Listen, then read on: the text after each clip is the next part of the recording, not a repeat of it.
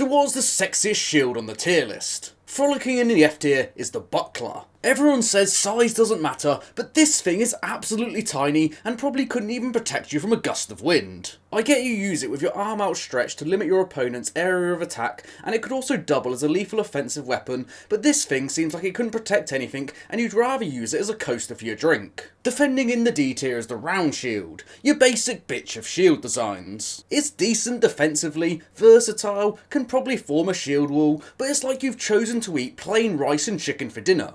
Go and get some seasoning and enjoy your life. Circling in the C tier is the Greek aspis, or aspis if you want to sound more cultured. In a similar vein to the round shield, it's round, but it's bigger, only claiming a higher spot than the round shield because of its integral part in the use of a phalanx. Going in the B tier is the kite shield, a shield they finally put some swaz on instead of calling it a day at round. The elongated bottom of it was absolutely ideal for the mounted warriors they started to dominate the European battlefield at the turn of the millennium, protecting their legs as they're on horseback, and if you fought on foot it also protected your legs and provided that added bit of protection for your gentleman area.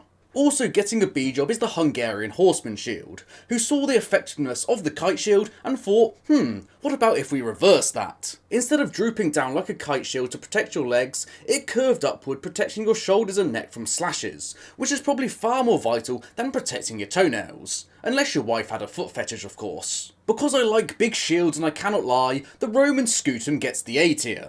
It has curves in all of the right places and basically protects your entire body from those nasty battlefield STDs, and it perfectly complemented the Roman gladius. It may have been a bit burly, but get a few of your mates together and after a few drinks you can basically become a walking turtle, invincible to any missile attacks. The Pavise shield is also an ally in A, being big enough to cover your entire body and predominantly used by crossbowmen on the battlefield so they could cover themselves from missiles while reloading.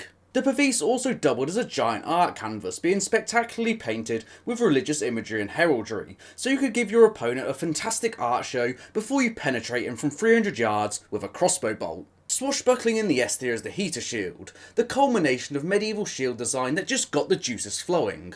Versatile enough to be used defensively and offensively, and wasn't cumbersome to impede your attacks. As armour improved, shields became increasingly unnecessary, but before they got to that point, the heater shield was the perfect stopgap to dazzle your opponent with your heraldry. And the super S tier was the lantern shield, a Swiss army knife of the shield which came from the crazy mind of Renaissance Italy. While crap to have on the battlefield, this thing was intended for nighttime duels, with loads of spikes and blades coming off of it, and as its name suggests, a hidden lantern with a mechanism you could open to blind your opponents.